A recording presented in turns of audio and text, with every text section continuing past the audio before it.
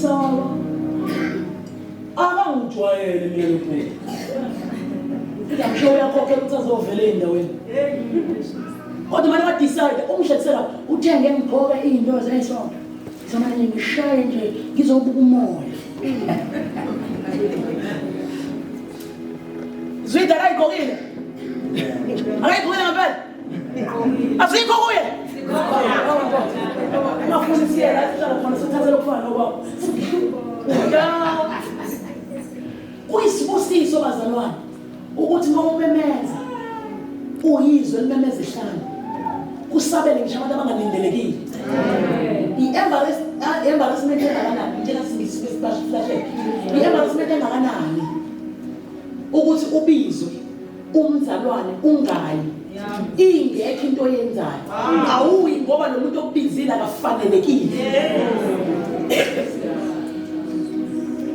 Yini la kumele ngiyenze ukuze ngifaneleke? Ukufa kuphela okufanelisa umuntu complete. Ngoba ngase ngife. Ngabona isimanga wena. Nasekhaya ngaba khona triple story. Sekukhona abantu besingazi. Abantu abathi awubandla. Mawufuna iphepha ngisho okuba umuntu befile. Ngungwa kangakanani.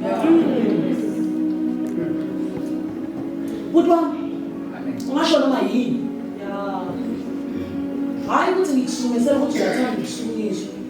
Kodwa ngikusumisela ukuthi bayathanda ngithi. Ukuthi abanye bamangele ukuthi ukungenisa intweni. Bambani ingoma yami. Haleluya. Lena ke ngoba futhi uzokhuluma. Angithi wena futhi unengelosi enjengeka David. Bona masekunzima. Ohlabelele. Noma ufunani. Lapho nje lo.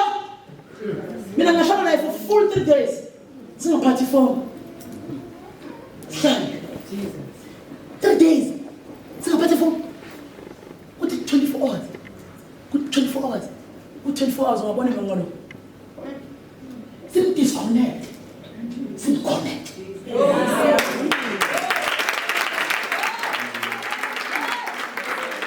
Angithi uyisibusise emhlabeni. Wengakana begela.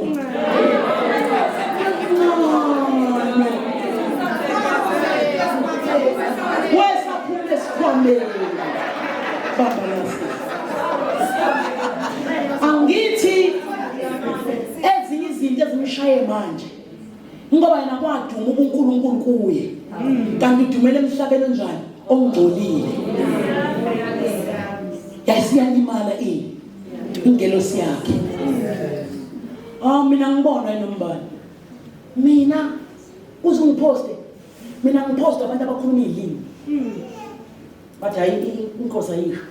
Ingazi noma ushe yakhe noma leya sezulu. Bamaningi namakhosi.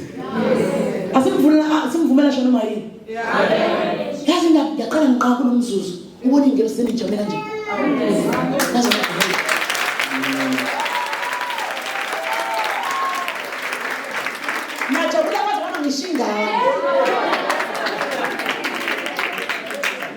Amen bazalwane.